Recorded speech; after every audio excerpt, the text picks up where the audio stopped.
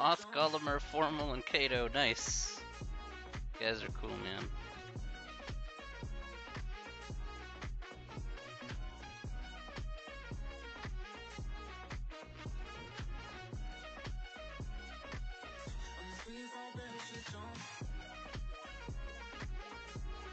Yo, Aiken! How's it going, buddy? My day is going pretty well, my dude. How have you been? We switched to buy a regular cam here, buddy. Alright, alright, alright. Hey, Aiken, it's been a hot minute. What's going on, my friend? You know, if we've been talking, Hey, Susan, good evening to you! Hey! How you been doing? I'm doing good. Today has been a good day already. We've been sitting and chilling and having a nice time. We got some major stuff to go over today for sure. Hey, Vera. Hey, how you doing? Hey, man. No, you know what? Playing GTA with Denman. Very good, very good. Appreciate the A. No, my friend. My friend, you earned the A. Okay, this isn't me giving you the A. You gave yourself that A. I am very happy. You put in a lot of effort and time into getting that grade, and I am very happy, more than happy, to give you the grade that you absolutely earned and deserved. I hope you are doing well. Okay, you earned it. I'm so happy. I was so proud of you when you got the A, man. 100%. Really, really proud of you. You put in a lot of effort, man. And that Israel, like, dead serious, you knocked it out of the park. Aiken, if we were talking 48 hours ago, dead serious, I know we'd be talking about the European Super League. I am glad that is a dead and done thing. I am glad that is completely dead, and that hopefully that idea never resurrects itself ever again. It is a disgusting idea. Like, it is absolutely terrible.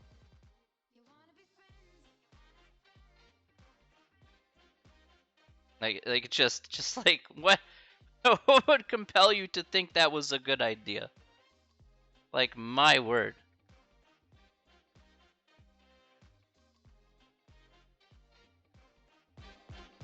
I mean, it was just pure greed at the end of the day. But you know what? I understand why, what your motivations are. It's just that you don't consult the fans, and the fans didn't want it. Well, pretty sure.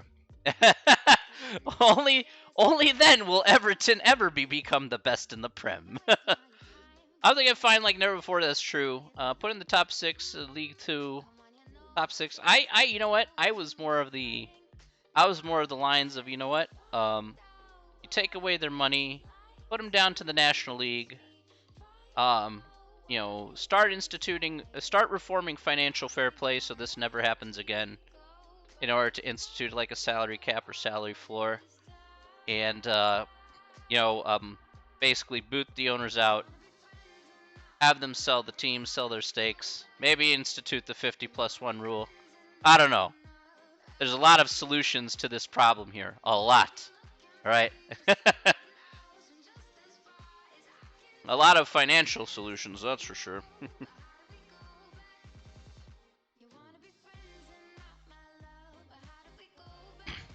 Think Everton will ever raise the trophy again? I mean, think Goodison Park will ever have will have another Prem trophy come their way? That'd be interesting.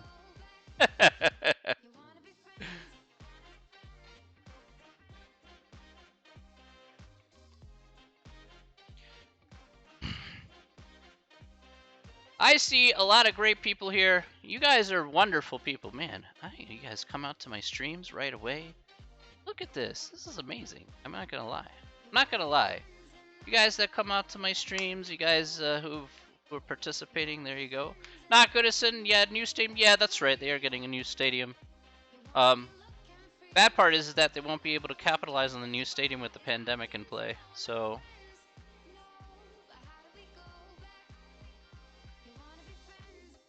just as long as it doesn't look as ugly as West Ham, then you're okay. You know, that's not a problem. Because West Ham Stadium is ugly. That is an uggo stadium. Sure. I just think that West Ham Stadium was made half for cricket and half for football. I think that's a problem.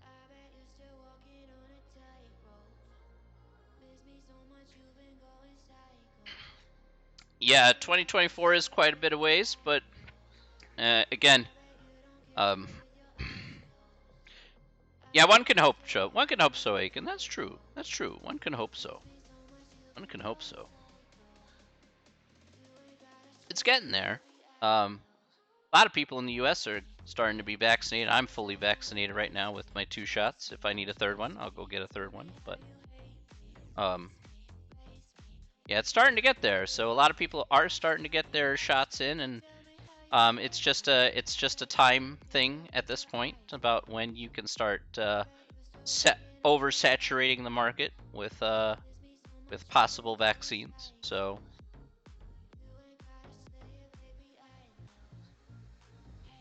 Natty, hello, hello, Natty. How are you doing, Natty? I haven't seen your new setup. If you wanna, just like post a picture on my Discord, I can take a look at it. So, I'm doing good, Natty. I'm doing good. Today has been a very good day. Everybody's been very good, very nice. I don't know what it is about today. Today it feels like one of those good days where it's just nothing but positive vibes. Nothing but positive vibes. Massimo, my friend. How you doing this afternoon/evening? I hope you are doing really well. Hopefully it has been an absolutely outstanding day for you.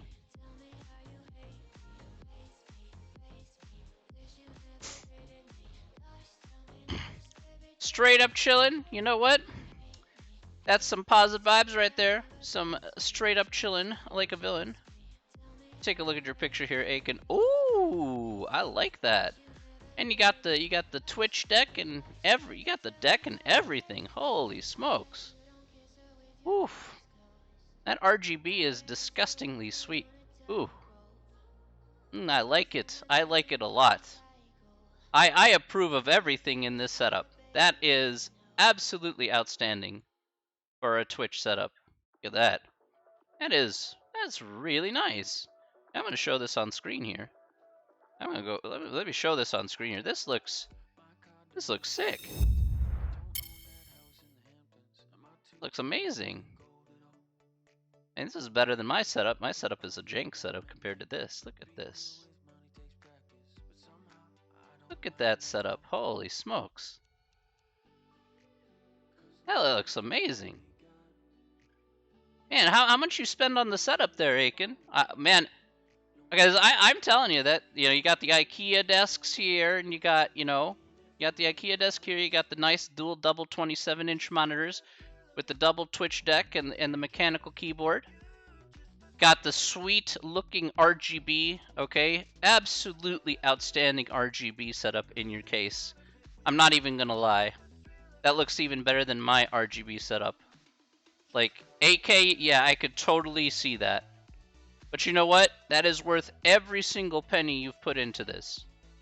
It looks disgustingly amazing. I am really proud of you, Aiken. That is awesome, man. Really awesome.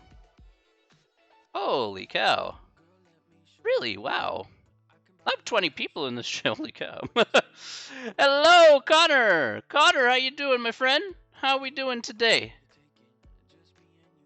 It's good to see you again from James's stream, I'm sure. There are 20 people in here. I don't know what 20 people doing in here, but hey, here to listen to some stuff, some math, I'm sure. Got some math going on here today, that's for sure. Got a little bit to do here, that's for sure. But Zombie, my friend, what's up? You're the guy in James' stream all the time. Yeah, of course I am. I love James Hodges. Holy cow, I go to James' stream every day. Got a lot of people in class today, 100%. I got some big announcements for you guys too, by the way. So there is definitely that on the horizon. So there's There's some announcements for you guys here, and some very important announcements. Hopefully, will go over very well with you. And yeah, then we'll get right down to work here. Announce a spooky. Hey, hey, hey, hey, hey, hey, hey, hey, hey, hey, hey. You know me by now, Natty. I don't do spooky announcements, okay? I have a frail heart, okay? It beats pitter patter, pitter patter. Doesn't need like extra adrenaline, okay? I'm just saying. I'm the most important person from James Hodges' stream. Wouldn't the most important person from James Hodges' stream be James Hodges himself?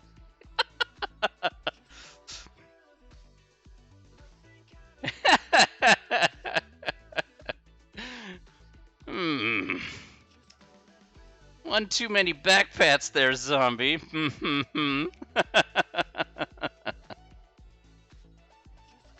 I know the most important person in my stream isn't me. That's true. It's all of you. Because all of you came here to learn, come here to have a nice time, come here to have a fun time, look at absolutely disgusting builds. I mean, you know, just like, you know, there you go. But I always say, I see like.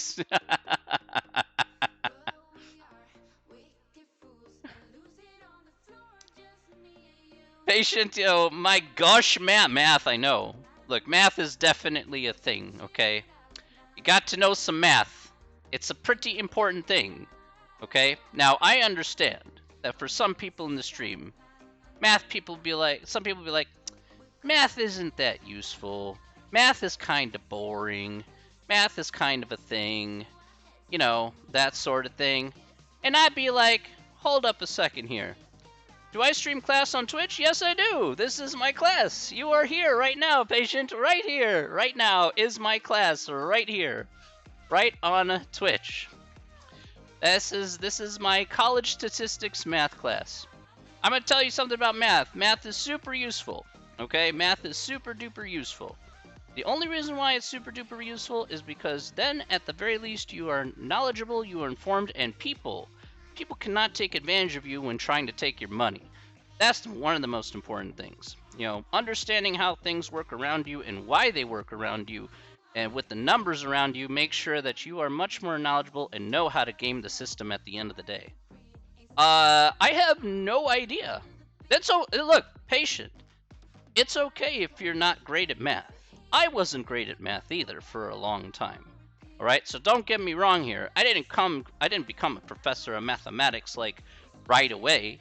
I wasn't like super great at math my whole life. In fact, I've failed math classes before. Okay, so I know that's nothing to be proud of, but still, I had to work my way up just as much as anybody else. Was it an easy path? Of course not. But I made my way up there, and I became a professor of mathematics, and I was able to teach. So, I mean, that's very... You know, one thing that I will say, patient, in relation to that question, okay, in relation to that question is, go at a pace that you're comfortable with. You struggle at a subject. So I used to struggle because, for me, I used to try and go from point A to point Z in like 15 seconds to get the problem done and over with. The problem with that is that usually I was wrong about 80% of the time, which really sucks when I look at a test that I failed outright. So it was like, that looks pretty terrible. So instead, I just decided to go slow and at a pace that I was more comfortable at, where I could just take it step by step and start understanding about how things actually worked out. If I took it step by step and just wrote it out, and just did it one step at a time, it's like if you do any job, for example, patient. When you start a job, you don't know what you're doing when you do a job. But as you go through doing that job little by little, you know how to do it more efficiently and much faster. That's the same thing that you have to do with math. It's not going to be easy at first, okay? Yes, there are going to be struggles. But that's the way you have to approach mathematics, is go at a pace you're comfortable with and just take it one step at a time. You know, and then you can go back and correct yourself. If you get it wrong the first time, don't be frustrated. Try again and see if you can replicate that answer going forward. And then just try again and again and again. Math is one of those things that doesn't, kind of says, you kind of bend but don't break. Yeah, it's kind of one of those kind of subjects. But you go slow, you'll have a good time. Okay, that's perfectly fine. You know. So even if I take a look here, right? Let me show you what I'm talking about here, patient. Let me take a look here at the screen. You take a look at the big board here. This is exactly how I'm going to teach this lesson today. All right? I'm just going to tell you this is step 1, step 2, step 3, step 4, step 5, step 6. Now, you may not know what the heck I'm even talking about, okay?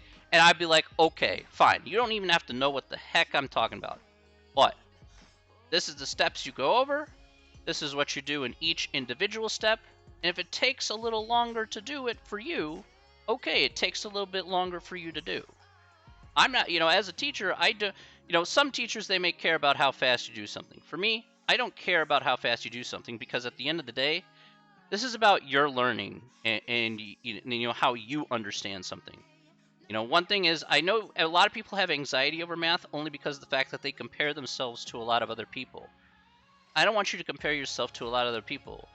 The only person that you need to care about is yourself, because this is your academics and this is your way of learning. And it should be unique to you, and you should be able to do it, you should be able to do it your way and how you understand it. So the way you understand from one person is going to be completely different to the way somebody else understands it. But if we can find some kind of medium to make you understand it, you work through it slowly but surely, you'll start to improve at it, and that anxiety will start to reduce over time. So it's not something that's going to be technically, built in a day.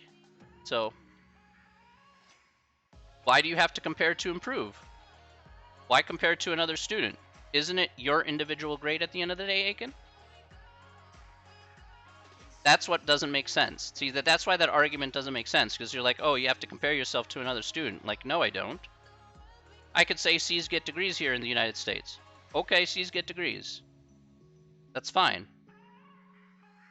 I'm perfectly fine with somebody getting a C if that's their goal, compared to getting an A. I don't need every student in my class to get an A. I want them to get a grade that they're happy with and they worked hard at. That's perfectly fine.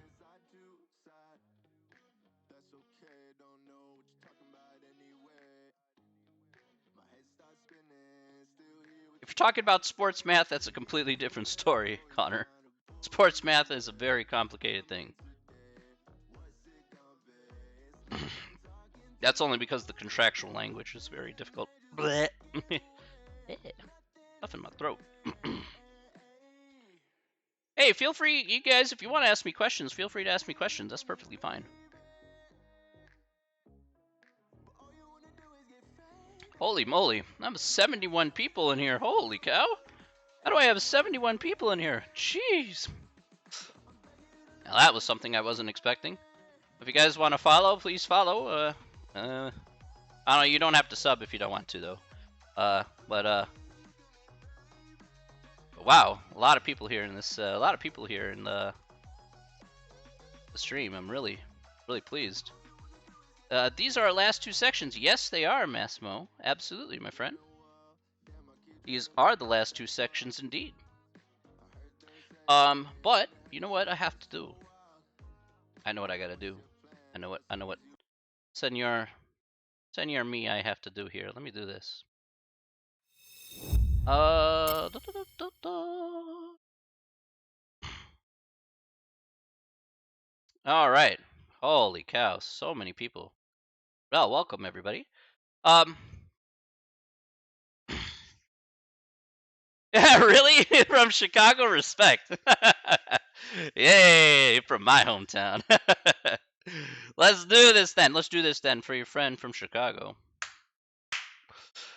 Okay, let's get started today. Welcome back to Wednesday, end of the week time today.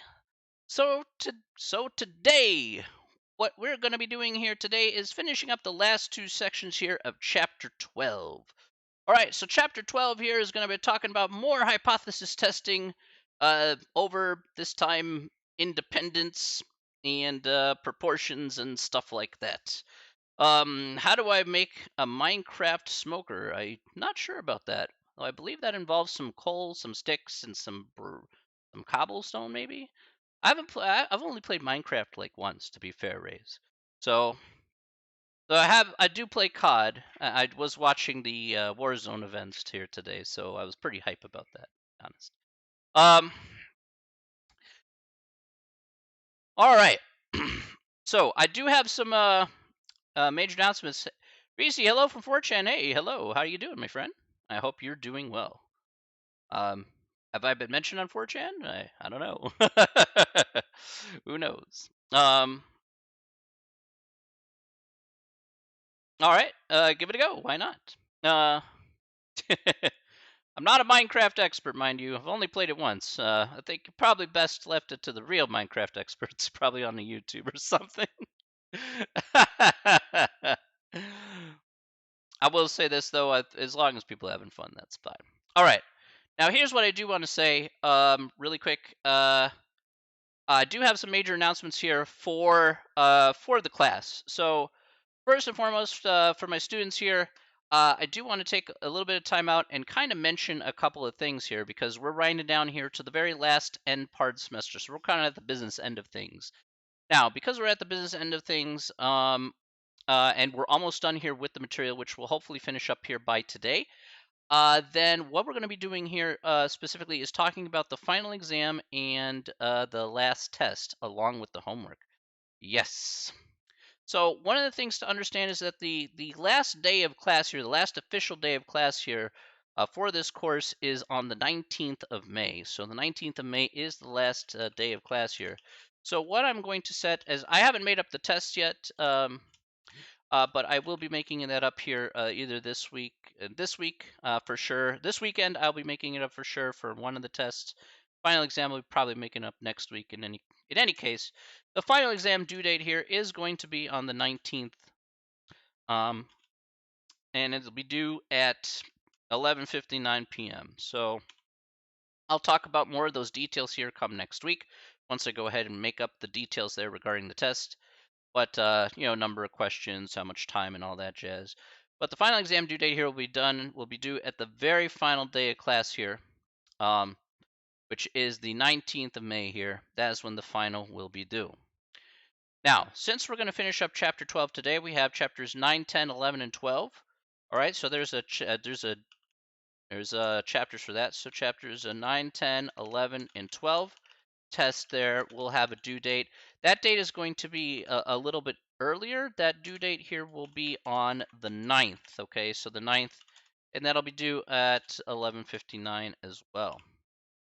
Okay, so the due date there for the chapters 9, 10, 11, and 12 test will be due on the 9th of May at 11:59. Again, I'll need to make that up this weekend, so I'll be posting that up on my math lab this weekend, and I'll be making sure.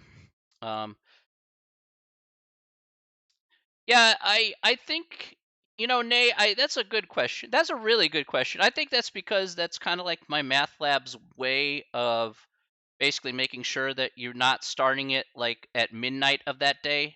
Because I technically want to end it on that same day, and I don't want to have to end like at the start of that day. So I don't want it to end at like the start of the ninth. I want it to end at the end of the ninth instead. So that that's uh that's that's why.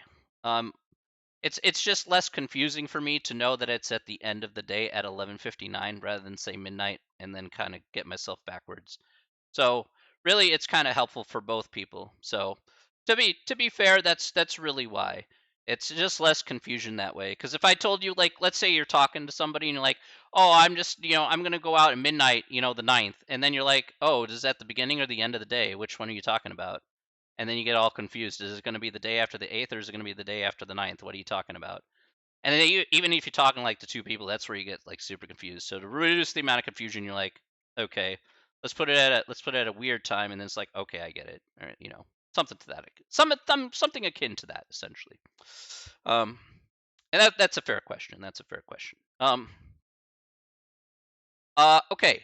Now, one more big announcement that I do need to make, besides the final exam and the chapter 9 to 12 test, though, is in regards to the homework.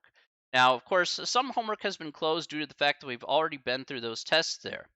All right. So, because we've already been through those tests there, and the homework has been closed, what I've decided to do is I decided to be a little bit generous here for you guys here in Math 120, and that is that I'm going to start next week here. I'm going to reopen up all the homework.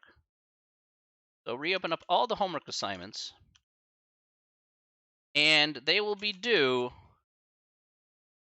on the very final day of class at 11:59.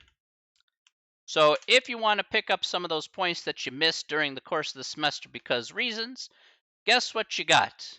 You got all the homework is now going to be reopened from chapter 1 on forward, and you will have everything set and ready to go. Okay, so that is what the big announcements there are going to be. And I'll also be opening up the practice tests for both of the first two exams. The reason is because of the fact that I'm going to be making up the final exam as a compilation of all three exams combined. You also have a practice exam for chapters 9, 10, 11, 12.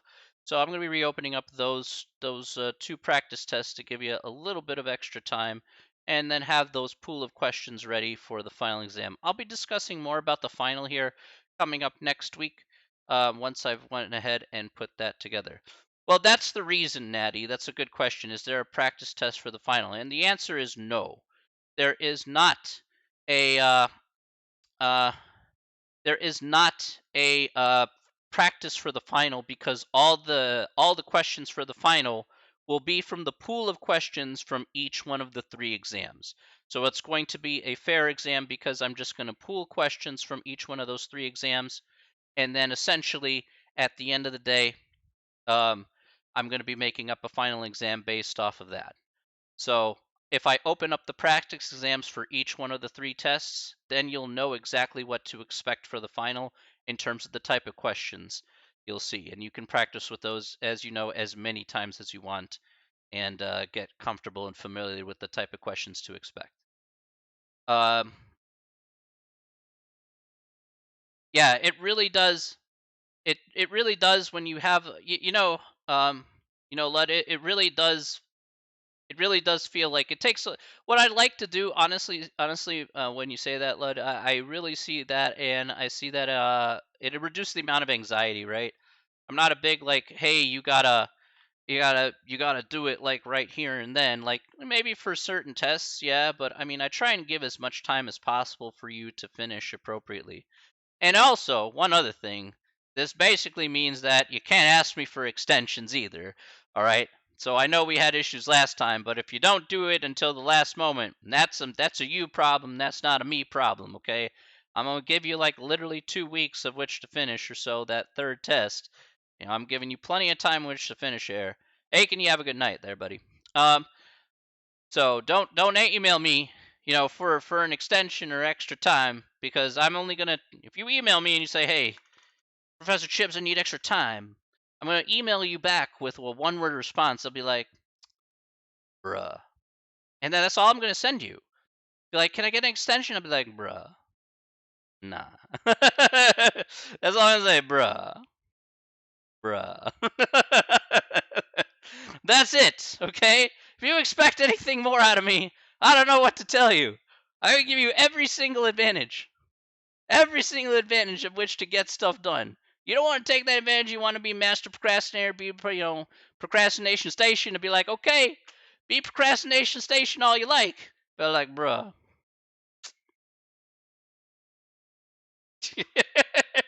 what, what, what else do you want me to do?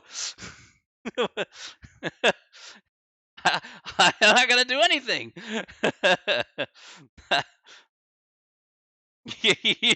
You do you at the end of the day, but I ain't gonna force the issue. But you got to do the work for yourself.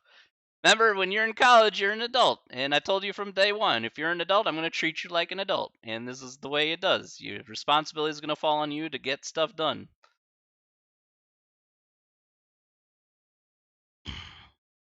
Call you provolone, okay, that's fair. After the cheese, that's fair. How you doing today, provolone?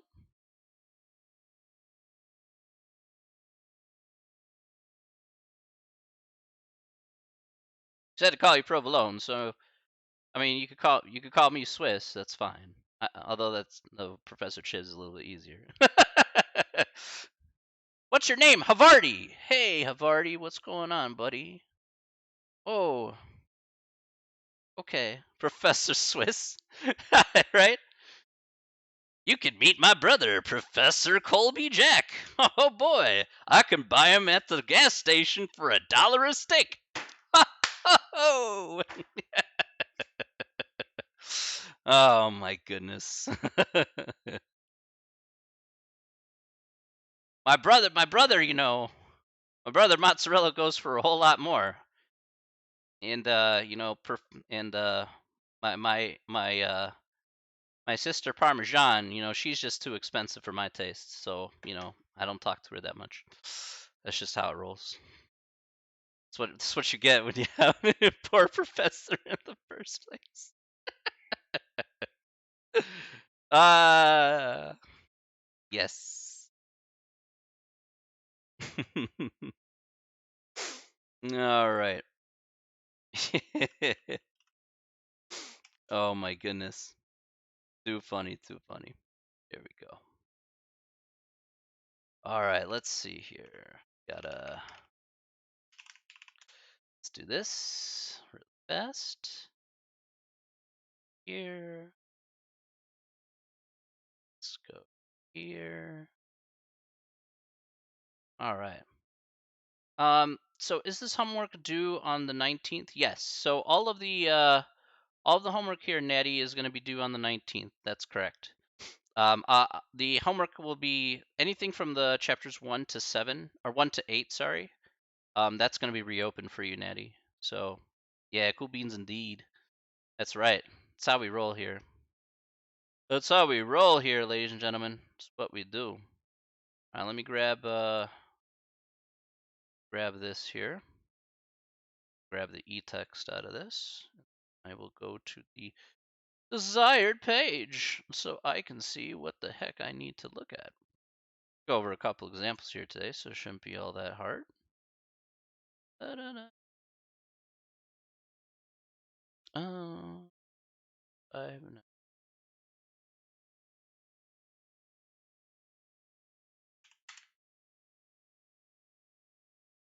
Okay.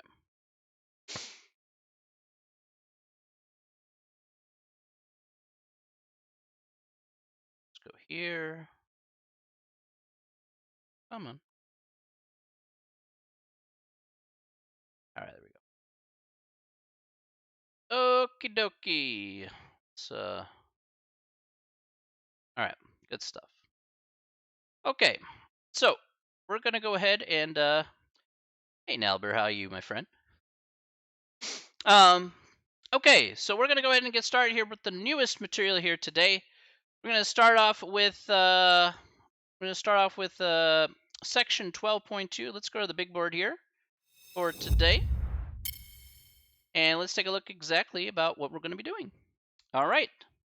So section 12.2, 12.3 is going to be dealing with two types of hypothesis testing. Now we've been dealing with We've been dealing with hypothesis testing a lot here, pretty much for the last 3 chapters. However, again, today we're going to be dealing with it in a different context, unlike, just a little bit different than it was before. All right, so let's look at the first question here. First question says, how do we do hypothesis testing for independent sets of data, i.e. contingency tables? Now, contingency tables is something we talked about a long time ago. That was back in chapter 4. Contingency tables, again, had 2 categories. It had rows and columns. So let's go ahead and show this off here. Let's go to the book here. So again, rows and columns here can talk about, again, like say talking about health and happiness, for example. So it has, what kind of health do you have? Do you consider yourself to have excellent, good, fair, or poor health? How happy you are, very happy, pretty happy, or not too happy. Okay, so those would be kind of like the subcategories behind each.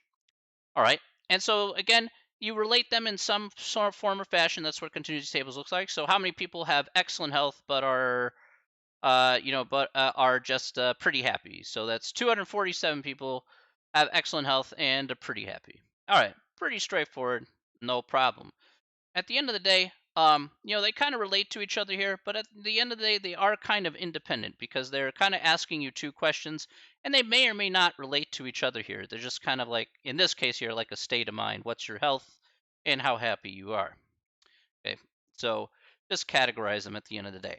Now, let's talk about how we can do this independent sets of data here. So, first of all, step one is to determine the null and alternate hypothesis. As we talked about before, the null hypothesis talks about, of course, our base case here. So our base case here is basically saying, all right, so the row and the variable columns are independent. So we could say there's no relationship between health and happiness, for example. Okay, so you say, okay, is there a relationship between health and happiness? Okay, are they related? All right, so that's essentially what we're doing here. So as you can see for letter A, they do ask that question here. They say, okay, does the evidence suggest that health and happiness are related? A lot of times when you listen to like news reports or whatnot or read articles, and they say, oh, okay, um, thanks, Poofy. I appreciate that. I appreciate that. You have a wonderful day as well. You take care of yourself. Um, uh, yeah, blessed day as well. So we want to say, okay, sometimes you read an article, okay, if you drink coffee and there's cancer risk. These are the same type of things that you see here in these type of tables sometimes. So maybe you want to relate those two things together. Okay, you say, okay, well, they're independent. Or again, the alternate hypothesis here is that both the row and the column here are dependent. So again, both health and happiness have a lot, are basically intertwined with each other. They actually have something to do with each other. All right, so that's perfectly fine as well. All right. Step number 2 here is state the level of significance. All right, so we'll state the level of significance here. And that's again given to you in the problem here. So in our case, if I can get off of this thing, we're always given the level of significance here, and again that's the 0.05 level of significance. So again, always given to us in the problem to do our proper comparison at the end. Okay, and before we move, and we'll do the third step as well. Set up the observed and expected matrices using your calculator. We're going to talk about that here in just a second. So we're going to use our calculator here to find what our observed and expected values are going to be, much the same way we did section 12.1 where we did the goodness of fit test. We had, say, an observed list, we had an expected list. But we're going to set up those observed lists and expected list, only this time we're going to set it up as a matrix instead. All right. Now there's a lot kind of going on behind the scenes, but fortunately for us, we don't have to worry too much about it. Just kind of have to plug and chug some of these numbers in at the end of the day. Okay, let's go ahead and do an example for the first 3 steps here, and then we'll talk about the last 3 steps in working with the data that we're given. Okay, so I'll let you guys go ahead and take out your calculators here.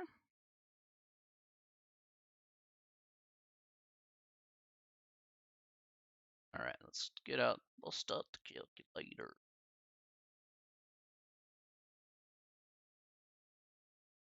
Okay. Alrighty, and we're gonna go ahead and also let's take out the paint tool here as well. All right. So here's our little paint tool guy. Alrighty.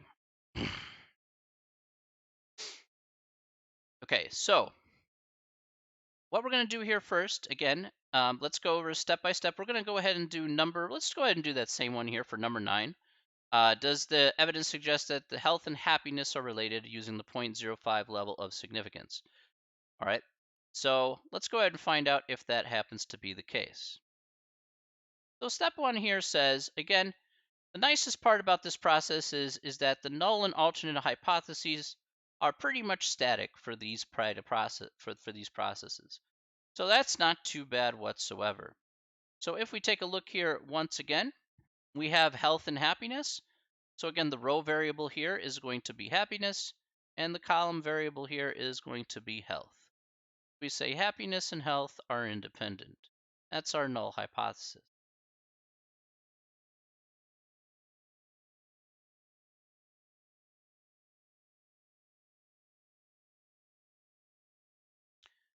So are independent.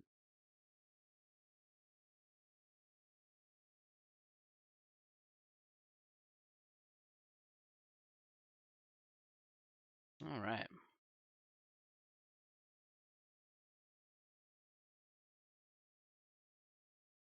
All right. And then we're going to go with the idea, of course, for the alternate hypothesis is that happiness and health, happiness and health are dependent. Okay, so just the opposite here. Happy and health are dependent.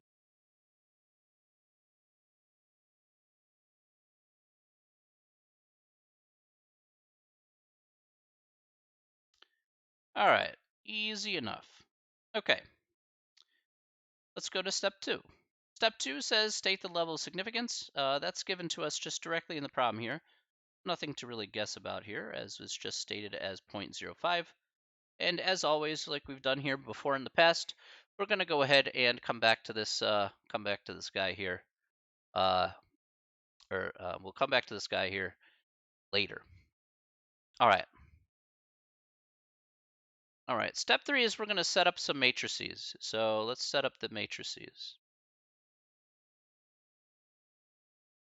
Okay. Now here's the way that we're going to do it, and this is the part where we have to be a little bit careful. Okay. So let's take out the calculator here. Now, if you haven't worked with matrices before, we're going to go over this very carefully here. And again, I want you to make note of the numbers here in the contingency table here for number 9, as we're going to enter in those numbers appropriately. Okay, so the first thing that I would like you to do here is go ahead and hit the second key on your calculator and hit the x to the -1 key. And that will take you to this matrix menu just like so. Okay. We're going to scroll over to edit. Okay, so we're going to scroll over to the edit menu here. Um, thank you for the hey King Afro. Hey man, it was good to meet you the other day. Hey, thanks a lot for handing me the sticker. Hey, I know you're the maintenance guy, but I slapped you a follow because you followed me. It's only fair. It looks like you played DayZ really well. Thank you for the 200 bits, my dude. That's really super kind of you, my friend. I definitely will return the favor when you're online, okay? Definitely. You become, work. I hope you get affiliate as well, and you can start taking in some bits, man. I will definitely return the favor, my friend. You're always welcome over here at any time, my dude. Um, so once again here, let me go back here for just a second, Massimo. Hit the second key and the X to the -1 key. This will get you to the matrix submenu. And then you want to scroll over to edit. So you want to be right here. Let me know if you got that there. Okay, perfect. Okay, perfect.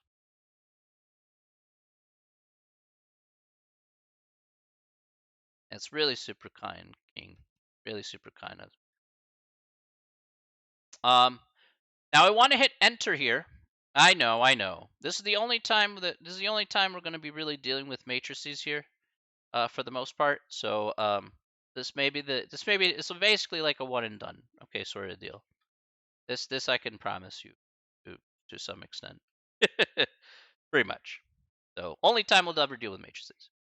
All right, we'll go to edit here. Now, once we click on edit, we have to first go ahead and change our structure of our matrix. Again, the way it works in a matrix on the calculator, it always goes rows by columns. So one of the things I'll point out here, it always goes rows by columns, all right? So the first number you put in should be the number of rows, and the second number you put in should be the number of columns, all right?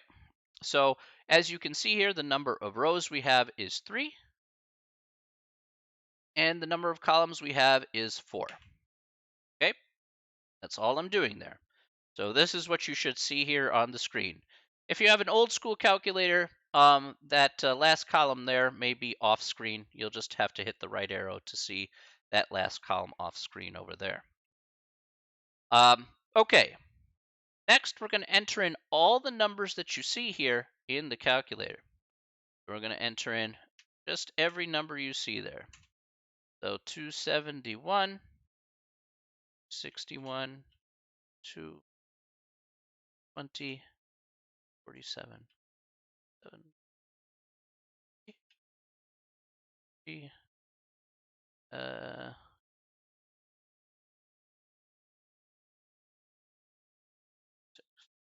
all right. Now, before we move forward here, I want to be sure everybody's on the same page about this. So go ahead and type done in the chat. If Go ahead and type in done in the chat if you have these numbers entered into your matrix. Again, just want to be sure that everybody's on the same page here, so everybody's got it down.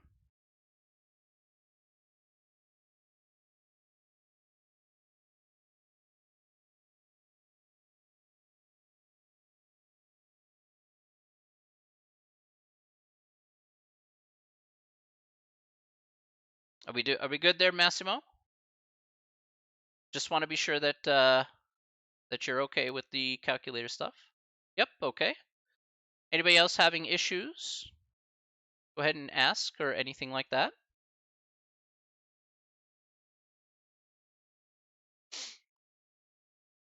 All right, cool beans. All right. So let's go ahead and take a look here at what we have to do next. Now, very important here, by the way, very important what I'm going to do next.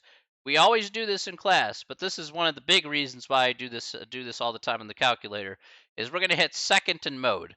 All right, you do want to actually quit out of here because the if you accidentally just try and skip menus, it will enter bad things into your matrix and you will have bad times and be very sad.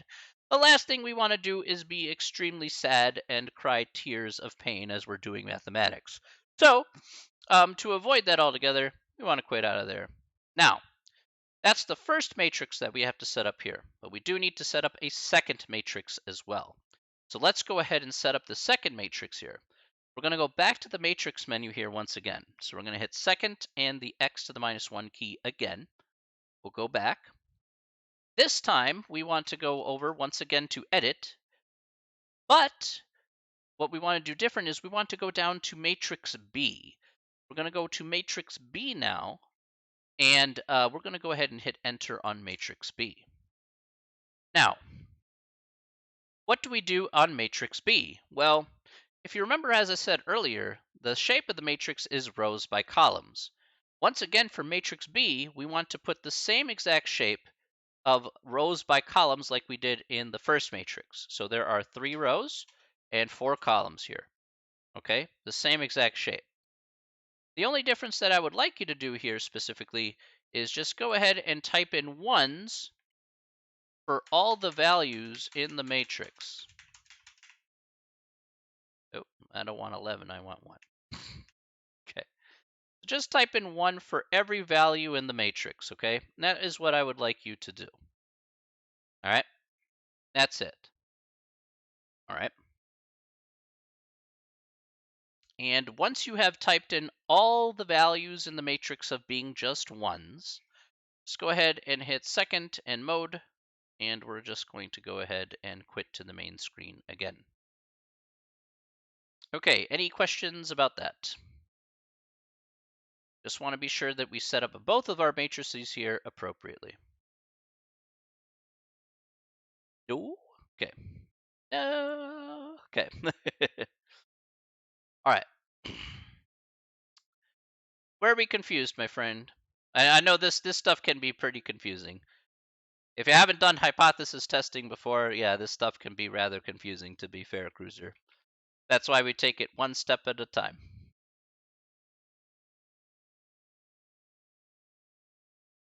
But feel okay. Just tell me, just let me know if you're, what question you want to ask, and I'll be happy to answer it for you, regardless. Doesn't matter if you're in my class or not.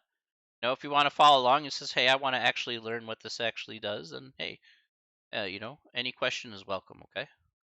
Doesn't mean that you're on the outside looking in. All right. Um. Okay.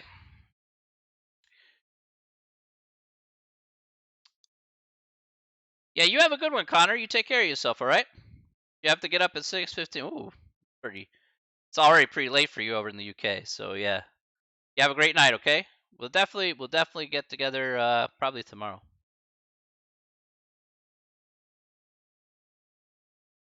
2 plus 2 is 4, minus 2, that's 3. Quick maths. Oh yeah, Connor in the UK, I forgot. Connor's in Ireland. Sorry about that. I forgot about that. Nice. Milky, good to see you, buddy.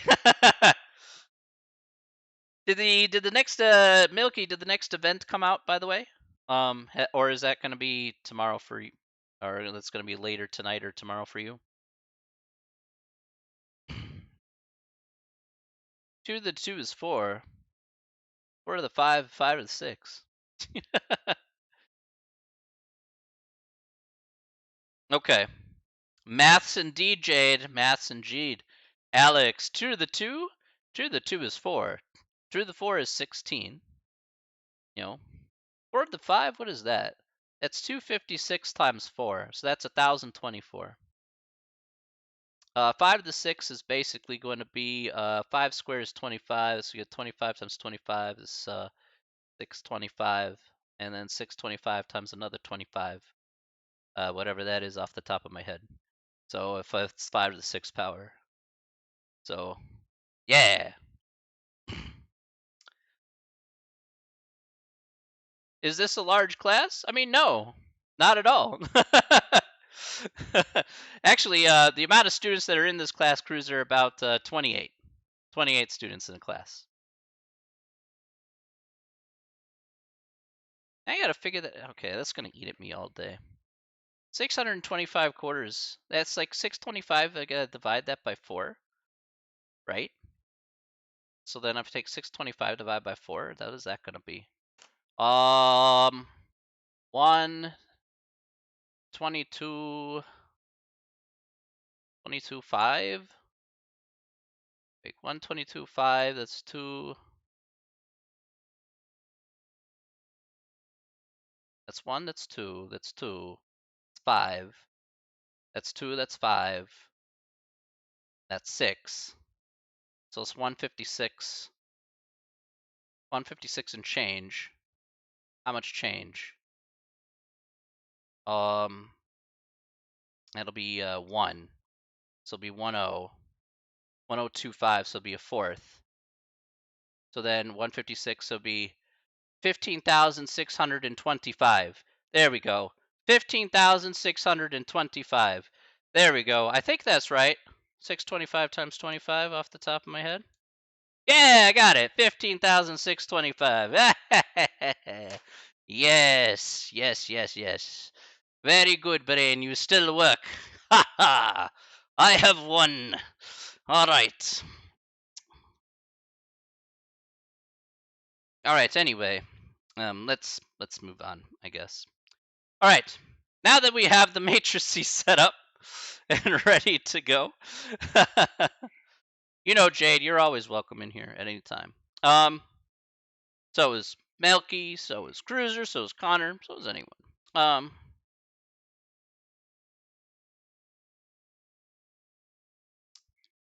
I have nothing to say to that, Connor, outside of you can do it too if you put your mind to it. All right, so what I would like you to do next here is we're going to move on here to the next part. Okay, so we got all the numbers put into the matrices appropriately. Now we're actually going to do the latter half of this question here. We'll use the calculator here once again with the steps that we have in the handout. So let's do that right now. All right. So I'm going to, of course, as we usually do, we do the test statistic here, which is the chi-square distribution using the chi-square distribution. More importantly, I'm not going to be too big on, again, memorizing this formula here, as we're not really using it. We didn't use it in the last section. We're not really using it in this section. So this part here doesn't really matter. We're just going to kind of state the test stat along with finding the p-value at the same time. Now to find this, we're going to use the chi-squared test. Okay, so we're going to use the chi-squared test here to find the p-value and the test statistics simultaneously like we normally do. All right, so let's do that right now. Okay. So let's step 4 here. We'll do the test stat and the p-value at the same time.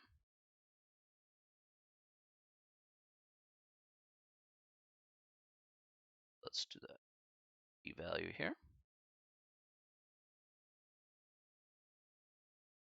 Okay. So we're going to go ahead and hit the stat key here on our calculator. We're going to go over to tests. And the test we want to go to is, I know it's on your calculator here, is going to be the chi-squared test. So the chi-squared test, which is letter C on your calculator more than likely, that's the test that we want to go to. Okay.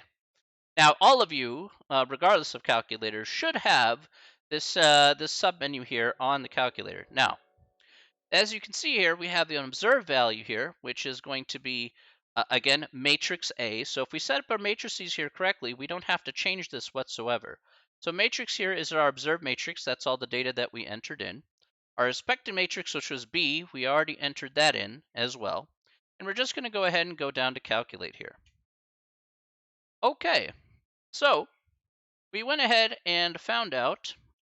Let's go ahead and talk about and see what we found out here. Now, these are the values that we get here. First, the first value you see here is going to be the test stat. So the test stat here is 182.1737. Okay, and the p-value here is going to be 1.1719. And remember this, don't forget, we did talk about this earlier on, but just as a friendly reminder to you, remember this little e here and the minus 36, remember that represents a scientific notation here. That's 10 to the negative 36th power. So at the end of the day, you're looking at a really, really, really tiny number. You're talking about 0.35 zeros, 11719. All right. Obviously, I'm not going to write 35 zeros down. That's kind of crazy. But at the end of the day, that's our p-value right there. Okay. Want to be sure that everybody got these same results here. Are there any questions about that here? My only my followers NSFW. Well said. But if you followed me, then I thank OnlyFans for the follow. Appreciate that. I can't really argue with that. If you, hey, Cat, how you feeling, my friend? Everything good? No more candles in your room, Cat. Okay, so don't scare me like that, all right? My dude, don't be scaring me like that, all right? I'm gonna be nervous if you have more candles.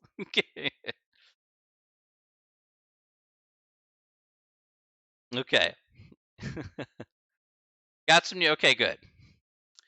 Like I said, it's just look, it's just new cans compared to your entire house. I think what I think that's a good I think that's a good trade-off is some new cans for your ears there. All right.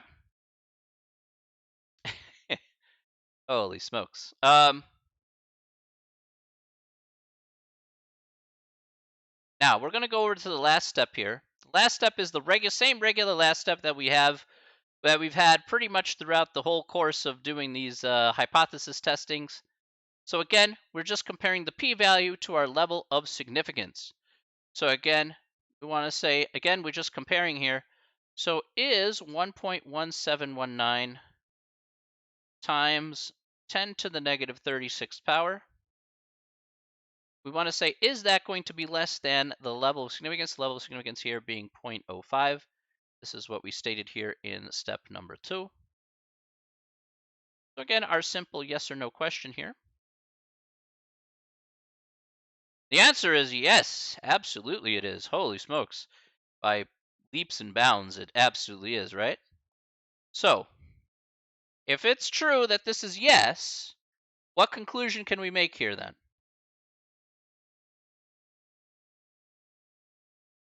What's the conclusion that we can make here then?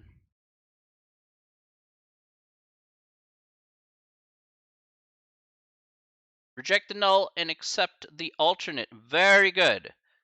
That is correct.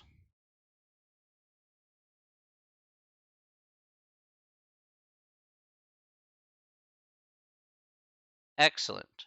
That is absolutely right.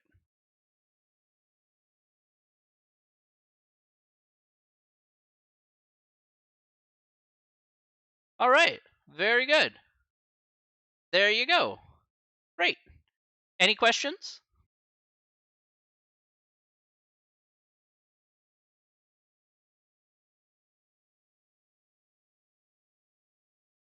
I hope that was pretty straightforward. It's not too bad. Just relatively easy. Just again, a lot of it is about the setup, but once you have that set up and ready to go, really it's not too bad. All right. So again, that's just testing for independence and seeing if they're related or not. So we could sit here and say, yeah, health and happiness are clearly related to each other. All right, based off of this contingency table. Okay, wonderful. Okay, so that in a nutshell, regardless of what it is, that in a nutshell is going to be section 12.2. Okay, um, let's go over section 12.3 now. Okay, which is again is not too long. It's this one's pretty good. You guys still good? You guys ready to do another section, or do you? It's up to you. You guys okay doing just another section real quick? Yas, Yas Queen. Okay, we would do that. Yes, with A in the middle. Like I said, I listen to everybody, so it's always a process. So it's the yes. Here you go, Massimo. Let me know once you got that there. Is it okay if I continue though, Massimo? Once you have that copy down.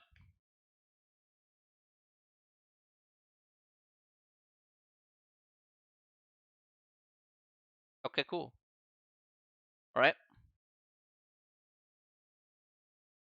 Everybody else good with that? Let's see. Susan, you good with that?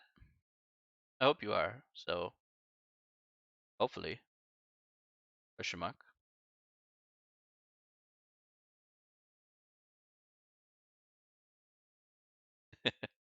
Okay, cool. All right, so we'll move on here to the last section here of the textbook, which is section 12.3. Okay, so that's question 2 here on the handout. How do we do hypothesis testing here? One last time for dependent sets of data. So this time here, we're just given a set of data that we know from the get-go here is going to be dependent on each other. Okay, so we know that they have they have a relation to each other, they're dependent on each other, but the question really becomes in this section is by how much? How much of an effect do they actually have on each other at the end of the day? Do both sets of data? So that's essentially what we're doing hypothesis testing for here in this particular section. So let's go ahead and take a look here at the first 4 steps. We're going to look at the first 4 steps, and then we'll do the last 3 steps. All right, so step 1 here is determine the null and alternate hypothesis, just like it normally is. All right, this time though, this is again what we have here is we have the null hypothesis here is B1 or beta 1. Beta 1 here is just a notation here that just represents the relationship between both sets of data in terms of a number. Okay, now, essentially, if it equals to 0, that means that both sets of data here have no effect. So essentially saying, okay, both of them are dependent, but there's really no effect that they have on each other at the end of the day. Okay. Now, of course, the claim made by the researcher or whoever's running the study can make the claim, do they have a negative effect, meaning less than 0, a positive effect, okay, bigger than 0, or do they have a different effect, okay, then that would be the two-tail scenario as well. So in this particular case, we are talking about a left tail, right tail, or two-tail test once again. All right, so one difference here, unlike the previous few sections that we've dealt with, where it's kind of more static for our null and alternate hypotheses, this time we still come back to our roots of left tail, right tail, or two-tail scenarios. And that, once again, just like what we have before, I want you to state the type of test in step 2, because as we'll do later here on the calculator, we're going to need to know what that type of test is going to be in order to properly enter that in. Also, step 3, state the level of significance, as you know, already given to you in the problem. And then step number 4, we're going to have to set up some lists here in this case for the x's and the y's, which we will do here together. Alrighty. Well, now that we have that, let's take a look at a problem here. Let's see exactly what we're working with.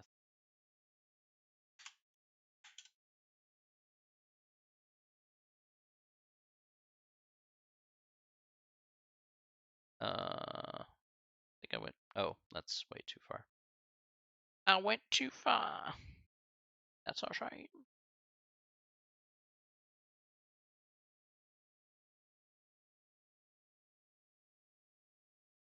Let's see, there we go. Alrighty. So let's take a good look here at, I think this is actually, this is the one. Oh no, that's the, yep. Whoops, a doodle. I think I did that one a little too long there. All right, here we go. See? Didn't think they were so close together, but whatever. Alrighty. Let's look at this one. There's one I want to do here specifically. Okay, that's fine. We'll do that one. Okay.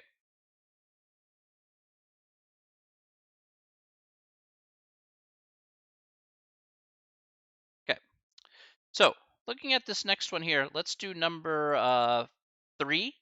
So number 3 says, in a survey of 3,029 adult Americans, Harris poll asked people whether they smoked cigarettes and whether they always wear a seatbelt in a car. The table shows the results of the survey. For each activity, we define a success as finding an individual who participates in the hazardous activity. All right, so I would say smoking is a success. Okay, people who smoke and people who don't wear a seatbelt would be considered a success because they're trying to find out how many people don't who do smoke and who don't wear seatbelts. And then we can see how many people don't smoke and who also don't wear who wear a seatbelt. Okay, so that's perfectly fine. So let's take a look at letter B. Is there a significant difference in the proportion of individuals who smoke and the proportion of individuals who do not wear a seatbelt? All right. In other words, is there a significant difference between the proportion of individuals who engage in hazardous activities? Use the 0.05 level of significance. Okay. So let's go ahead and take a gander here about how we can go ahead and figure this guy out. Okay.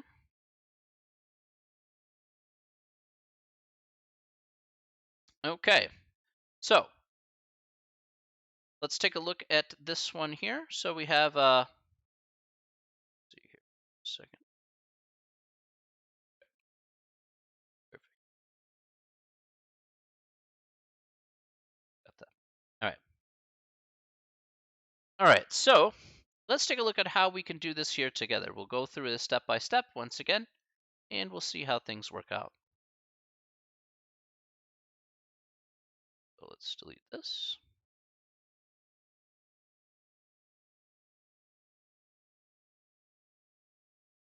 So let's take a look at our null hypothesis here. Our null hypothesis says, all right, well, smoking looks like, let's see, the difference in proportion who smoke and who do not wear a seatbelt. So is there a significant difference in proportion who smoke and don't? So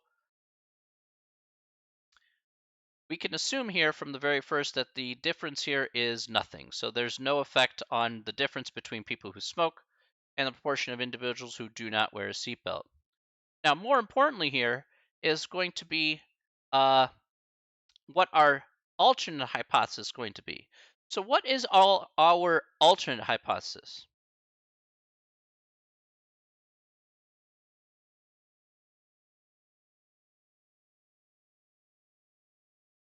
Not equal. Okay. And why do you feel it's not equal? What's our keyword there that kind of tells you that? It says difference. Okay. Very good. So one of the things that's important in any word problem here is Again, we always look out for those we look out for those keywords there that kind of tell us, in this case, what type of test that we're going to be doing. And I agree with you, Natty, and Susan and Massimo. I agree with you guys. Not equals to is definitely the way to be. Is there a significant difference? So again, we want to state that it's just that. Okay, fine. Seems fair. Alrighty. Good beans. Okay. Um, actually, hang on a second. Second here. I need to check something here really fast. When did I? Sorry, guys. Where am I mixing stuff up here? Okay.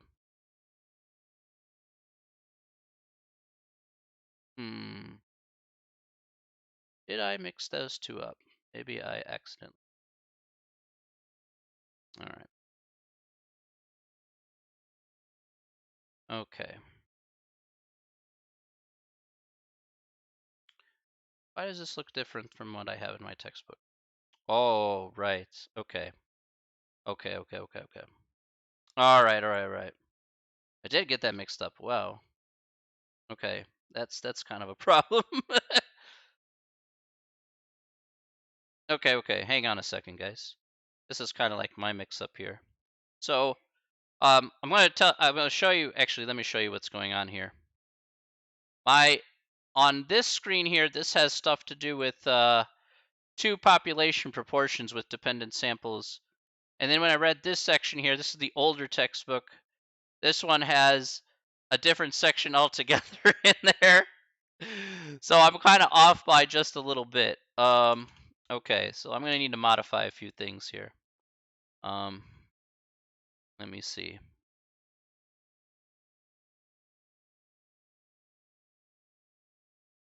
I need to check to see. I might have gotten two sections mixed up here, which is my fault. Oh, what? Okay. So you want me to do something different? All right. Fine. Okie dokes. We'll just kind of go with that. Alrighty. Let's make some adjustments here, ladies and gentlemen. All right. All right. I got things mixed up here with a different section. All right. I'm going to have to do this again, but I'm going to have to do it on the fly. Well, that shouldn't be too hard to do in all honesty. So, all right. Sorry about that. We're going to come back and do this example here in just a moment. But I got two examples kind of mixed up because I was working with an older version of the book. So, might be on that. Thought I had that squared away, but we will come back and do that here. Okay, so let me go back and do that appropriately. We're gonna have to redo some of the notes here, but it shouldn't be too hard to do. I just want to be sure that, give me just a second here. Hard.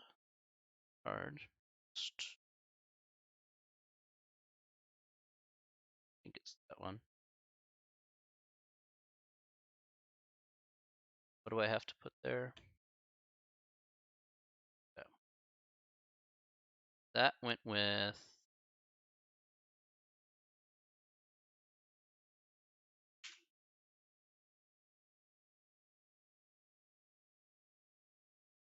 oh, okie dokie. All right.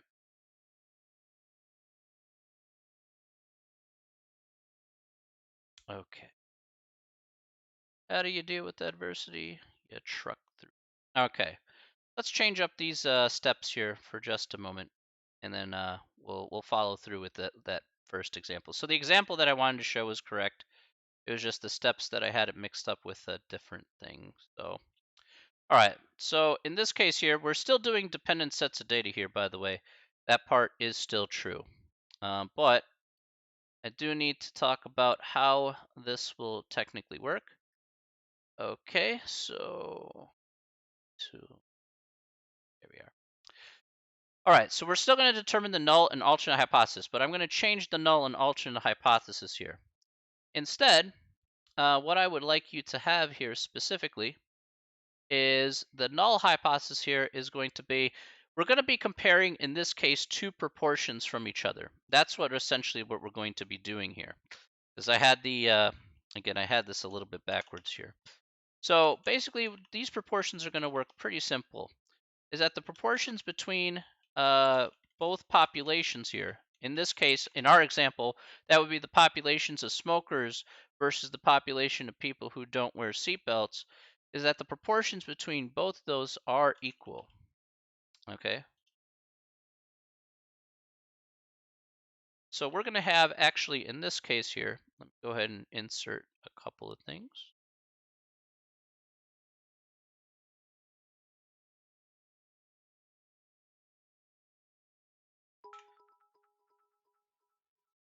Made you mad. Thanks for the 200 bits. Holy smokes, made you mad, man. How you been? You doing okay? It's been a hot minute since I've seen you too. I hope you're doing really good, my friend. Yeah, look, we got like 60 people in the stream. It's crazy. I don't even know what's going on, but it's 60 people in the stream. I'm like, dang, what I do to deserve this? It's nuts. Hey man, I always appreciate you coming into the stream. Uh, Major Mad, do you want to let me ask you, do you want to be a mod or not? It's up to you. If you want to be a mod, I can make you a mod.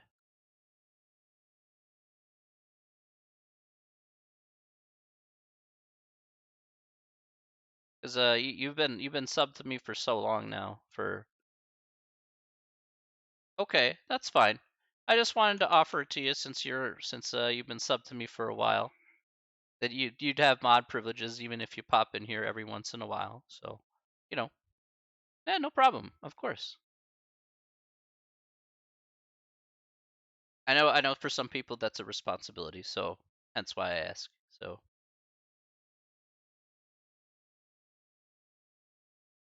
alrighty. Let me go ahead and do the next part here then. That's perfectly fine. Let's do the next part here. So, the next part here is going to be the alternate hypothesis. So the alternate hypothesis here is going to change. The alternate hypothesis here in this instance is going to be the proportion, not this, the proportions between both populations are different. So we're actually going to make the assumption here that P1 does not equal P2. So we're just going to assume that they're different.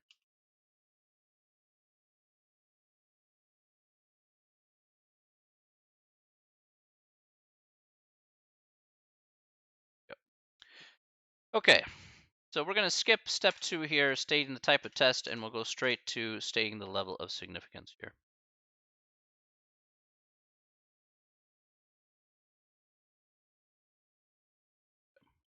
Sorry about the mix-up, guys. Didn't realize I did a different section altogether.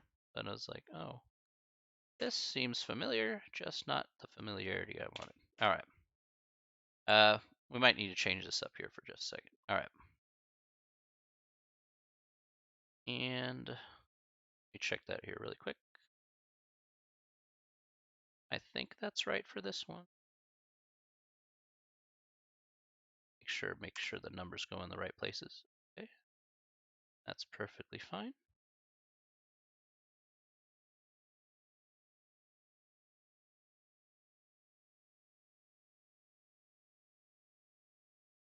Okay. Okay, right. That's what I have to have there. Okay, good. All right. Okay. Now, step number 3 here. Let's talk about step number 3. Now, this is actually going to be a little bit important here for step 3. So let's talk about this next part here. Okay, so in step number 3 here, what we're going to do next is we're going to actually find the test stat here. So that's going to be step 3. Only this time here, to find the test stat, we actually have to do this by hand, okay? So this is one of those things that actually the test stat here is actually going to need to be found by hand here. So I'm going to type in the formula here for the test stat, and then I kind of want you guys to copy that down here in this instance. So the test stat, we're just going to put here equals, and I need to be a little careful about that. So have f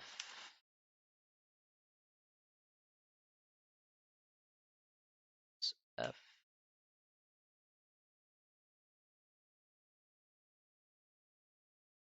squared divided by f.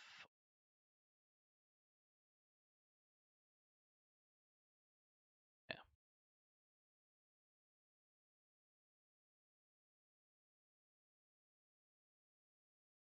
All right, so here's our test stat right here in this instance, okay? Okay. Now let's talk about what each one of these parts mean here, okay? Now you see F12 and F21, okay? What exactly is this F12 and F21? What exactly does this mean here at the end of the day? So F12 and F21 refer to the specific row and column of where we're going to find those particular numbers. So for example here, in this case, if I went ahead and said, let's go back and show this off here for just a moment, just to clarify here. So F12 is going to be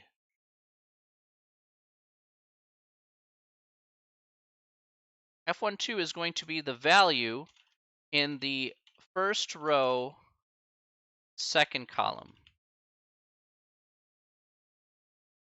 Okay. So for the first row, second column, that's going to be F12. All right. I hope that makes sense there.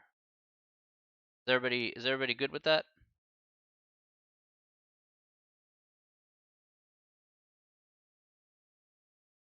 Okay.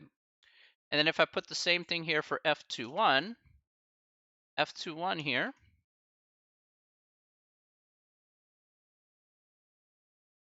is going to be the value in the second row, first column.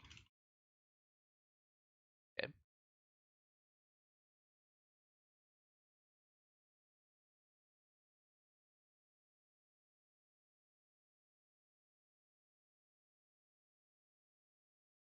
All right, so we do need to actually find out what this value is going to be here. So the test stat, F12 minus F21 over F12 plus F21.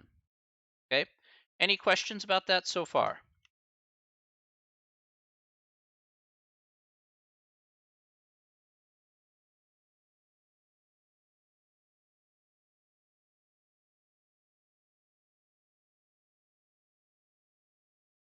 Not yet? Okay.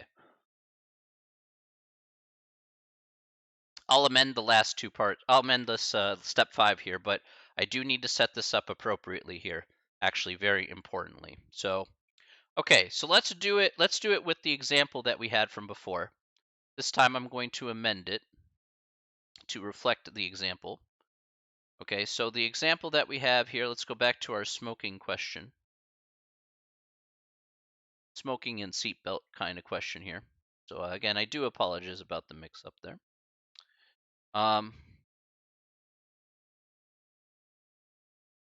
Okay, so what we're going to do here is, again, here's our little table here with no seatbelts and smoking and all that stuff. Okay, we just want to find out if there's a significant difference in the proportion between people who smoke and people who don't wear seatbelts. So again, we're going to assume that both populations are equal. So smoking and no wearing seatbelts here are equal. So let's do that right now. So 3 here, your null hypothesis is that portion of smoking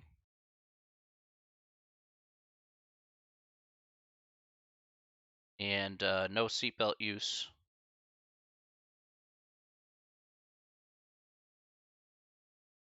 Is equal. Again, if it helps, again, we have two proportions here. P1 is for smokers.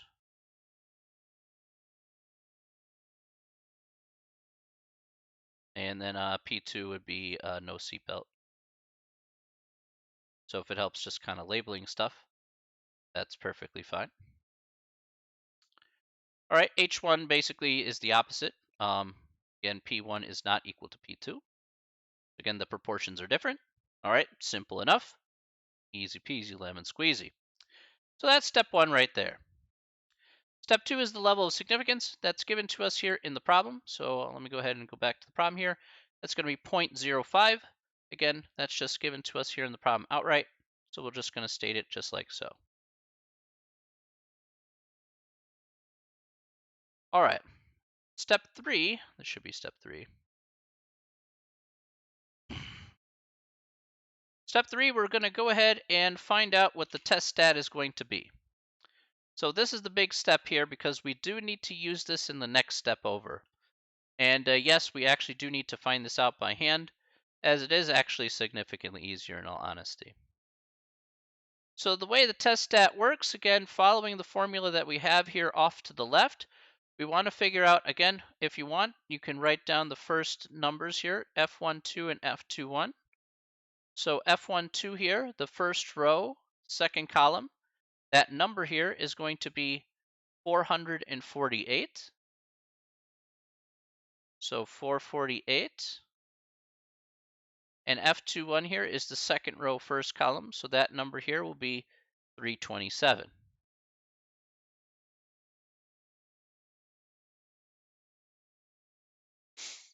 Okay. All right. Perfect.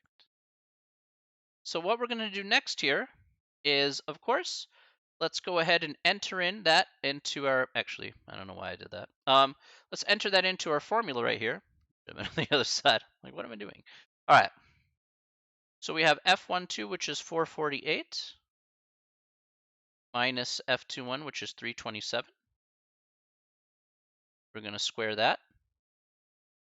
I'm going to divide that by, let's see what we have here. F12, so again, 448 plus 327. I'm going to add a note to this here, by the way, once we have that. All right, so let's do that on the calculator right now. We have 448 minus 327 quantity squared divided by 448 plus 327. Okay. What we get here for our test stat is, I'm going to put 18.891629.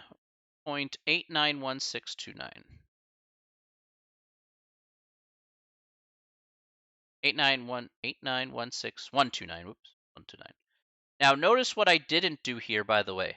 So one thing I do want to make note about here, and one thing that is very important, note, do not round, okay? So I'm not going to round here. Do not round.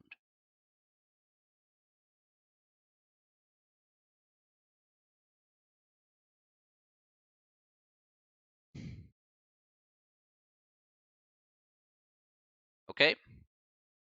Just want to be very clear about that because of what we're going to do next. All right.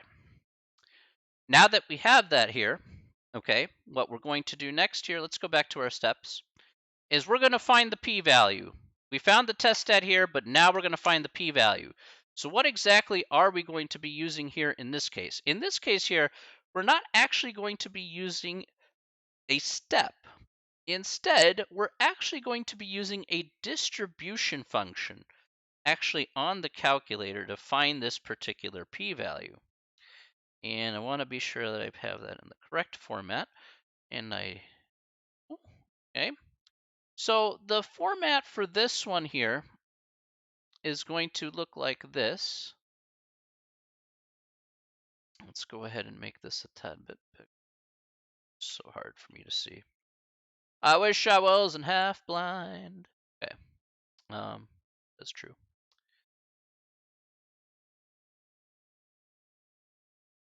So we're going to have this guy right here.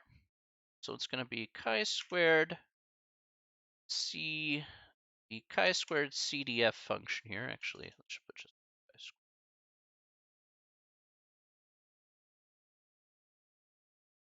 chi squared.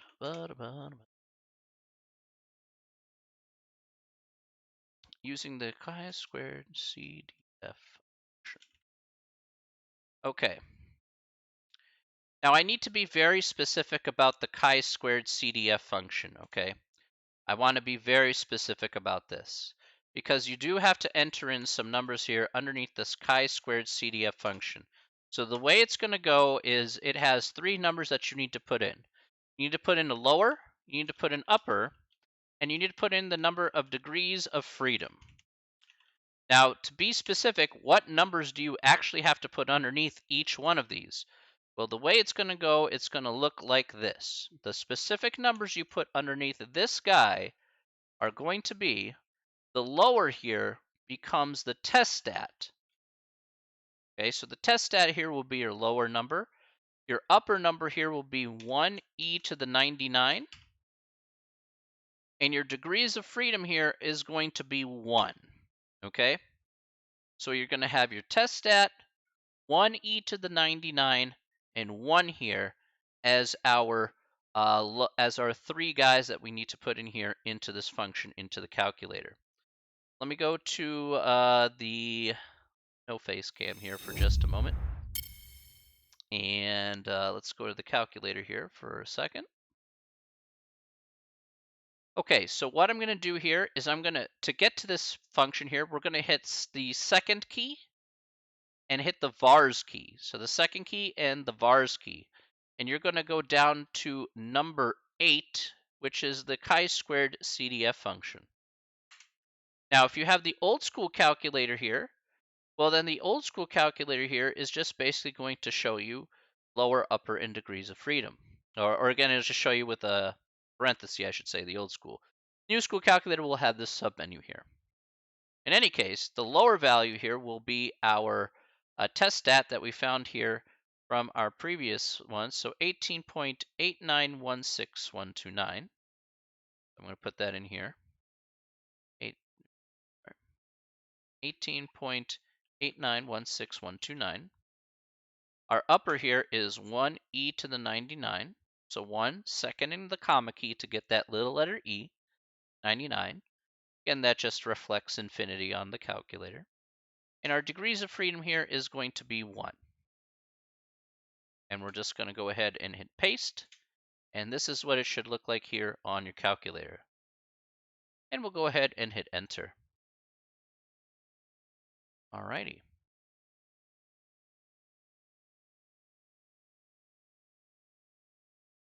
Okay, and this value that you see here is going to be our p-value for our problem. All right.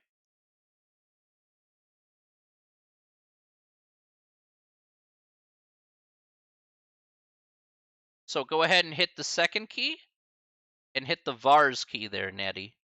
Second and vars. Second, the vars key. Yeah, I know you're probably hitting the stat key there because that's where we're doing most of our tests, which is completely understandable. But where to find this is actually where those distributions that we used from before. Yeah. Yeah, I know it's like we go to the well so many times that it just basically we're so used to doing one way. So I totally get where you're coming from that. Okay, so the p-value here specifically is going to be, let's go back to our p-value, sorry, totally forgot. Yes, so 1.3836, 3836 times 10 to the negative fifth power.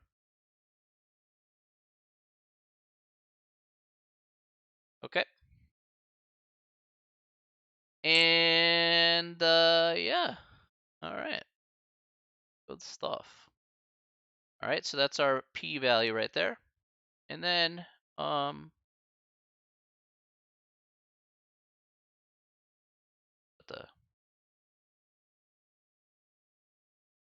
a sec. wonder why I was mixing that up. Okay. And then the last step here, ladies and gentlemen, once again, just like it has been before. The last step here would be to make our conclusion, and it's the same type of conclusion we made from before, comparing our p-value to our level of significance. So again, step 5 here, again, is going to be, is the p-value here 1.3836 times 10 to the negative fifth less than our level of significance of 0.05? What do you guys think? Is 1.3836 less than the level of significance of 0.05? Yes or no?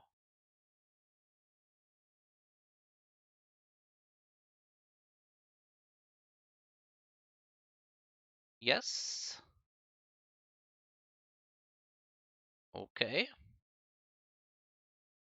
I hope I didn't lose too many people there.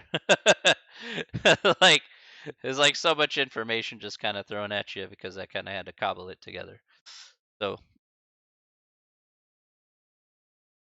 all right. So the answer here is definitely yes. Remember, times 10 to the negative. Yeah, I know. I totally get it. Um, so the answer here is yes. All right. And so we can reject the null hypothesis and accept the alternate. Now, since I cobbled this together here, I'm sure you guys have some questions. So I'm gonna stop. Obviously, this is the end of the problem here. So do you guys have any questions you wish to ask me? Because I know that's a lot. That's a lot to take in, considering it's different than what I wrote down earlier. So to be fair, I totally understand where you guys are coming from if that's a little confusing. I hope you were able to follow it along. I tried to break it down as much as possible. Can I go back to what I entered in the calculator? Yeah, absolutely. Absolutely. So what I entered in the calculator here was first, as you can see here, I go to second in vars. I go down to number 8. Okay. So the first number I put in for the lower is going to be my test stat. The second number here is a static 1e to the 99. So I'm not changing anything here. It'll be 1e to the 99. And my degrees of freedom here is going to be 1. I'm not going to change that either. The only thing that is going to change is that first number, which is going to be equivalent to the test stat that you found in the previous step.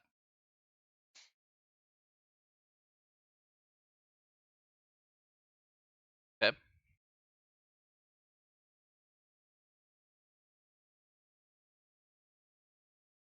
Yeah, so for this case here, I'm not rounding because I need the exact p-value. The reason why we rounded for the ones before is because the calculator did all that work all at the same time. But we don't have that luxury here in this case. So to be sure that we get the most accurate answer possible, we don't round in the middle of the process. So that is why I did not round for my test statistic here. We can round at the end, but just not in the middle. And so that is what we have.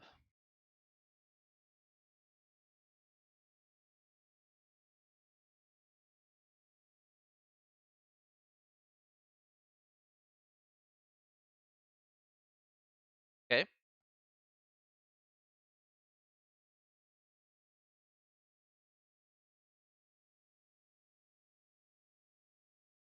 Degrees of freedom is always 1? Yes, Natty, that is correct. Degrees of freedom here is always going to be 1. So those are two static numbers you never have to change. 1e to the 99 going to be the same, and 1 is going to be the same. So it should always be like chi-squared CDF test stat 1e to 99 comma 1. Okay, just like that.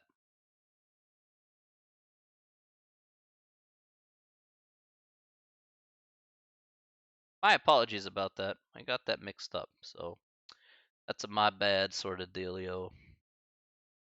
My bad.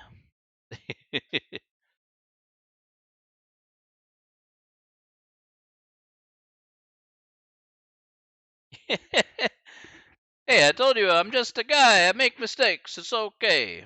You know, it's all good. Look at I get to. I don't know what. Yeah. All right. That's cool. That's cool. All right. Yeah. I don't know what it is with today. But today has just been. Wow. Holy moly. Look at how many people are in. Jeez. There's like 50, 60, 70 people here in the stream here today. So just listen to me kind of babble on for about mathematics, which is really nice. That's really kind of a lot of people for coming on in. So it's really super nice to have a lot of people here on stream wanting to interact or at least ask questions.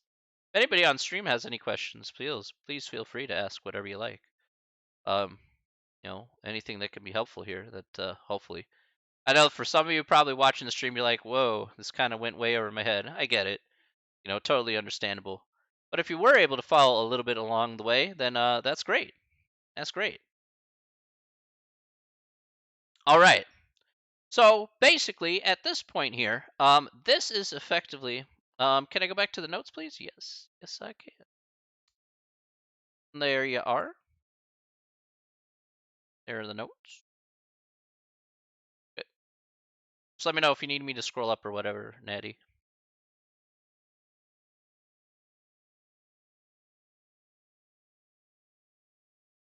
Um, okay. Anybody have any questions? Feel free to ask. It's not a problem here. Are you guys doing? Hopefully everybody's doing well here on the stream here today. 73 people. Holy smokes. Sheesh. A lot. All right. More than I thought. Um.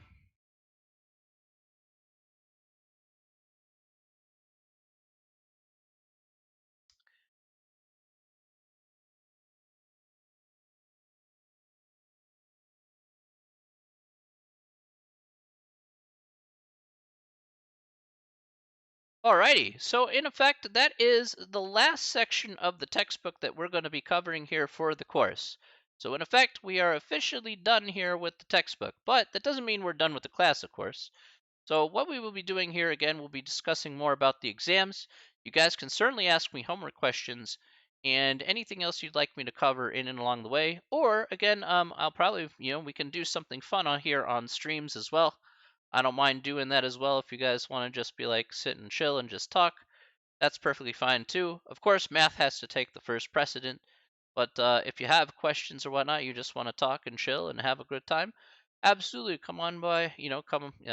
Obviously, you guys come here to the stream just to sit and chill, but also learn a little bit of math. So hopefully, we can do that a little bit more here for the last month or less than a month for this semester. So we have plenty of time in which to go over stuff here that you may be confused about, um, or anything that you have questions about that you're not sure, like calculators or working with certain problems like probability issues that you had from back then.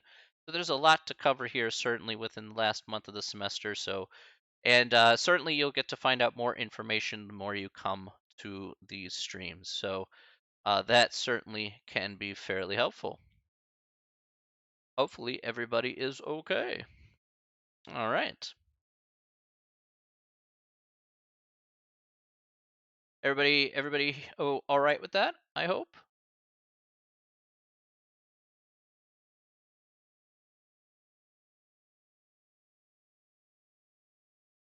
Any questions? Yes, yes indeed. Any questions from anyone in chat? You could ask away with whatever.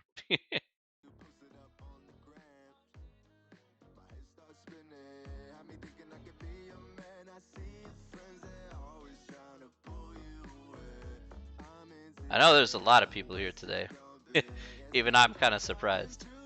They've been, you know what? To everybody who's been in chat, you guys have been super respectful, and I want to thank you for that. I want to thank you for being very super respectful here during class time and whatnot. So I want to thank you guys for being awesome people.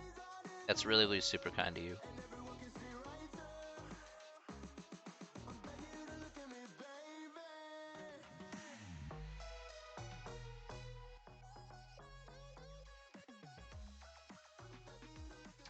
Hey, you know, I'm here to help. I mean, hey, look, we got the best amount of viewers, right? We got right now. I'm looking at my screen. We got 69 viewers. Yeah, nice. I've reached the pinnacle of success. Yeah. uh, if you guys like these streams, just like you know, if you guys like these streams and stuff, just you know, shoot me a follow. If you guys just like sitting and chilling, just talking, having a good time, just discussing about math education or any advice that I can give you. You know, being a teacher is, you know, is not just about getting to know the material, but it's also, you know, kind of getting to know a little bit about yourself. Hopefully I can give you something that will help you push yourself in the right direction. And you know, I like to say teachers are like half educators and half counselors. So if you guys want to ask me about anything, that's certainly fine.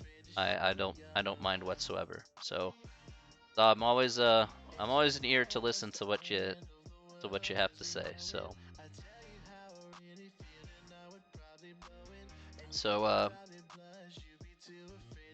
I hope you guys have been what do you think, Natty? Susan? What do you think, Massimo? Hopefully we've had a good semester so far. I know things are wrapping up here closer to the end here, but yeah, we're not done just yet. We got a few more weeks to go. I'm the best. You know, a lot of times when you're having a lot of fun there, you know, you know, time goes by really quick. It did go by really quick. I ain't gonna lie, that's true. But that's when you know you've had the most amount of fun, because everything goes by really quick, and you just kind of enjoyed yourself along the way. I definitely made class better. Oh, thank you. I try to make class better. I know math is the super driest of subjects in planet Earth. The driest of subjects is going to be mathematics.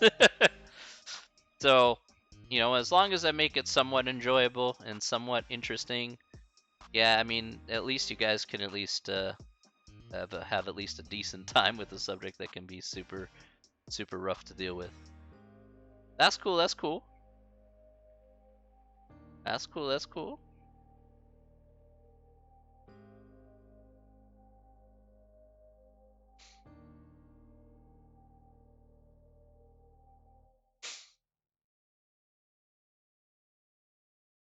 Excellent, excellent, excellent. Alrighty.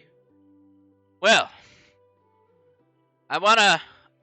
Alright, well, I think that's where we're gonna end off here for today. Ladies and gentlemen, I think. Holy cow, I got 90 viewers. Jeez. Sheesh. I got Hydrate. Hydrate. Today I have my bold green tea. You know, I'm gonna have to. Actually, let me ask this here. Do you guys have recommendations for some drinks here? I can certainly look into getting that, you know.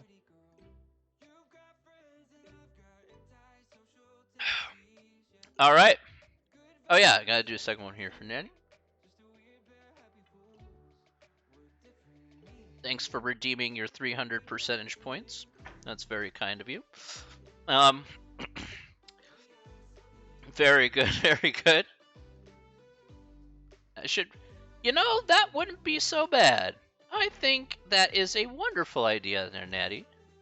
Yeah, some boba tea would be nice. I do love me my teas, and boba tea sounds like a good plan altogether. I agree with that. I know I can. Now I just have to pick it up, but pick it up from like a place that's just gonna give it to me. So, yeah, there's a lot of places there. I agree. I agree wholeheartedly, 100%. A lot of places around town there. So definitely gotta go out and pick something up there. Certainly.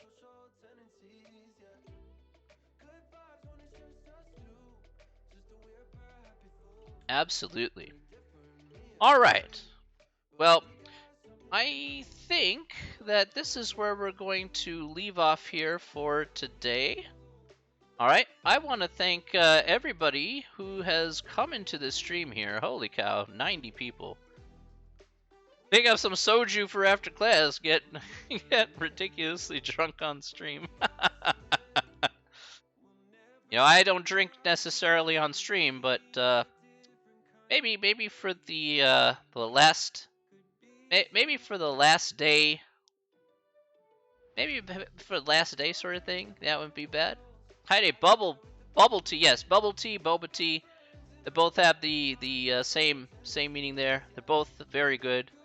Maybe get I know there's a place close by at the Japanese supermarket. I know they got a place in their food court there that you can pick some up.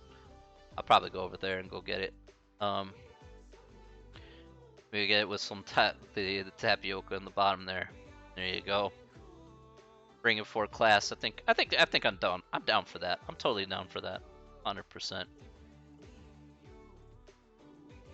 I haven't drank on stream here yet in terms of alcoholic beverages, because I kind of try and keep it as clean as possible. But to be fair, maybe if you want me to, I can do that for my last class. We can do. I can drink a little bit of the bubbly for the last class. So that is not a problem. I can do that. I can do that for the last class. But I think that's perfectly fine for the last class. But try to keep things as civil as possible. You know, just being good people. Right? All right, ladies and gentlemen, I want to thank you all for coming on here to the stream once again. Thank you for coming and visiting a guy like me on the stream. Besides you, Susan, and Massimo, I hope that everybody here had a good time at least hanging out with me here for today. I'm here for some math streams, you know, here on Mondays and Wednesdays typically, but that'll probably be different here come next semester. I'll probably be doing it 4 times a week, actually streaming 4 times a week, or again, at least 2 times a week, usually Mondays, Wednesdays, or Tuesdays and Thursdays. In the meantime, however, you guys are the best. I love you all. All of you coming here to the stream are what makes this thing very fun and enjoyable. You know, I'm hoping that you know, I make an impact here on a person, you know, just one at a time. You know, so hopefully I'm an enjoyable part of your day. You know, feel free to follow me. You can hit that follow button. And I hope that at least you had a nice time. That's all I really care about at the end of the day. So, and hopefully at the end of the day also, you learned something. That's very important. Okay. In any case, thank you very much again. All right, and as always, everybody, stay safe, stay healthy, and most importantly, stay sane. All right? And I think it would be a good idea for us to go ahead and raid a channel here with this many people. You have a wonderful night. Let's raid a channel here. Let's raid. Okay, I know who to raid. I'm going to raid my good buddy here, who's in one of my other classes. So let's raid him. All right. Go ahead and raid him. And let's go raid Cool Dad Club, who does Super Mario Maker content. There we go. Have a great one, everyone. We will see you all later.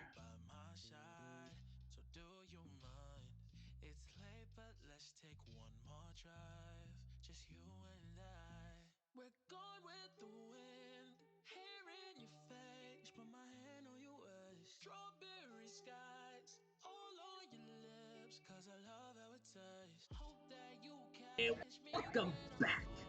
Welcome back.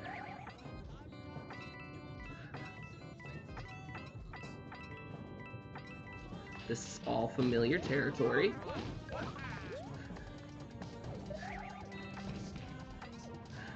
Rating with a party of 6. Ah, you're wonderful.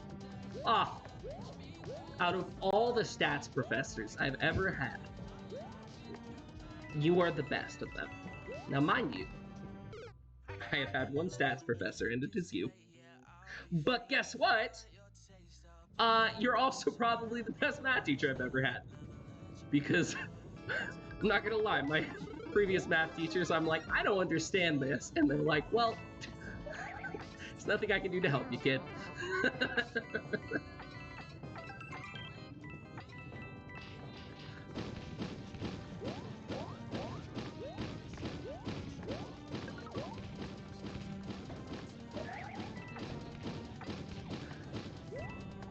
What is this? Is this class, though? What did you raid me with? Did you raid me with, from like a stock stream where you talk about stonks and what stonks are doing well on the market? Or did you raid me from like Math 102? Either way, welcome.